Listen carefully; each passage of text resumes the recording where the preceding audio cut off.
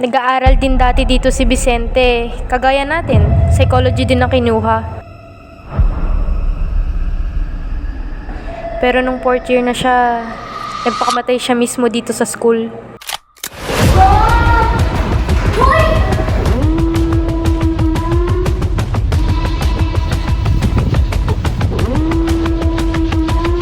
Pero teka, kung sa third floor siya nagpakamatay, bakit sa CR ng second floor siya nagpaparamdam?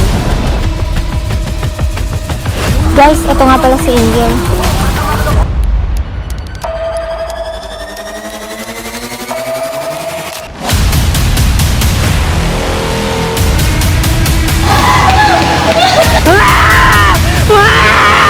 Este terrible el calcamo.